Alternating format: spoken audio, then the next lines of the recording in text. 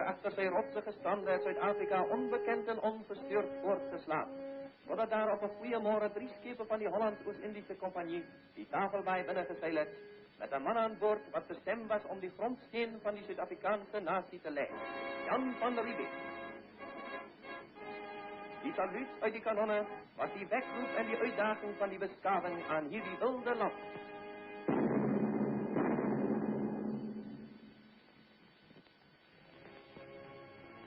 Die Hottentotte heeft vol nieuwsgierigheid naar die stand gekomen om die nieuwelingen te begroeten, want blijkbaar heeft hierdie landing iets anders te beduiden gehad als het gewone bezoek van matrozen.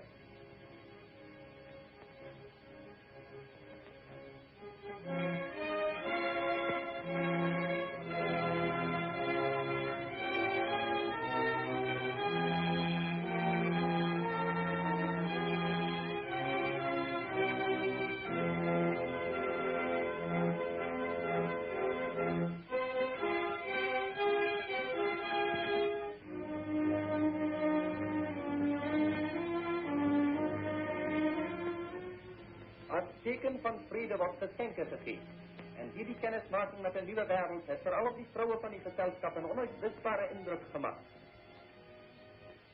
Van Riebeeck is geweten dat harde en gevaarlijke werk voorligt, maar de idealen en geestdrift het hem met moed voor die toekomst bezielt.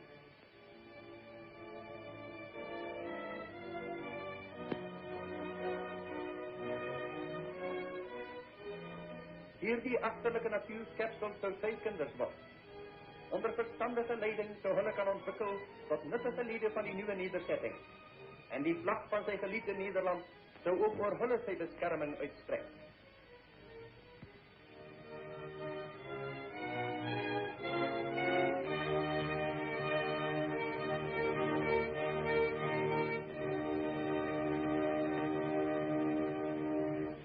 Dit was vanzelfsprekend dat die eerste gebouw wat in hierdie wilde door barbaren bevolkte werelddeel opgericht zou worden, een vesting moest zijn.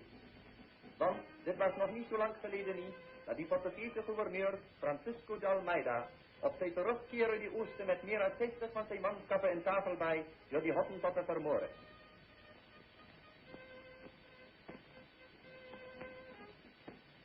Van Riebeeckse fort het die middelpunt van die Kaapse nederzetting geworden.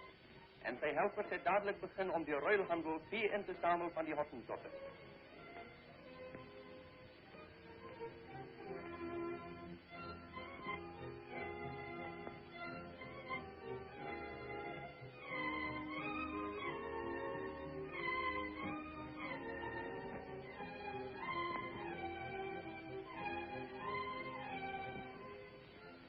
Hulle eenaardige manieren en goedgezindheid was op hierdie tijdstip voor die nieuwe kolonisten een bron van plezier.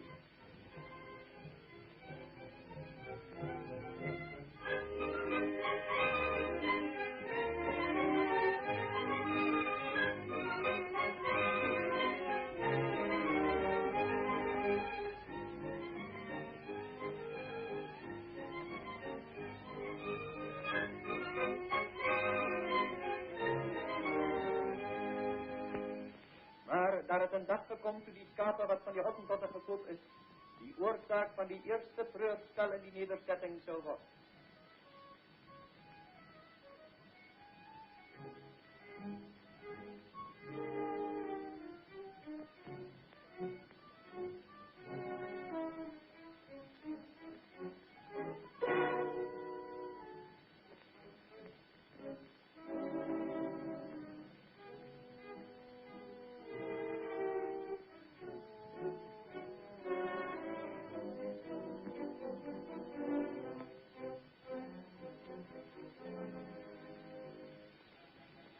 Van Riebeeck heeft met onvermoeide ijver gewerkt om aan Zuid-Afrika nalatenschap te geven, veel groter als die fort wat hij gebouwd heeft. Hij heeft die eerste plaatsen aangeleid en die eerste vruchtenbomen en wingerden geplant, zodat die schepen op weg naar Indië en Tafelbaai van vast vruchten en groenten voorzien kon worden. Hij was die stichter van die burgerlijke familieleven aan die Kaap, want op zijn aandringen heeft die Hollands-Oost-Indische Compagnie vrijbrieven aan aftredende soldaten en ambtenaren uitgereikt, om hulle aan te moedigen om hulle vergoed in die Kaap neer te laten en die vruchtbare grond te bewerken. Oorspronkelijk uitgestuurd om een verversingsstage aan die Kaap te stichten, heeft Van Riebeeck in werkelijkheid die grondslag van een nieuwe natie gelegd.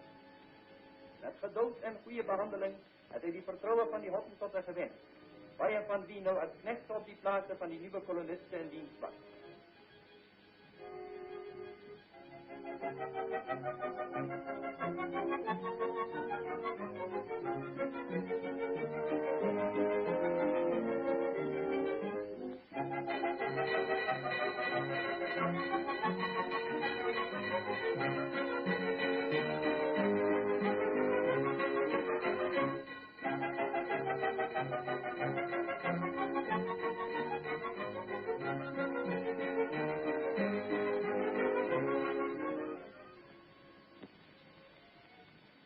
Die vrijburgers het hard gewerkt en spoedig was op tafels met vruchten en groenten van alle soorten belaagd. En trots op hierdie vooruitgang kon die geestdriftige gouverneur in zijn dagboek schrijven: alles op tafel is in die kaap gekweekt en die radijsies groeien mooi. Dank zij die Heer.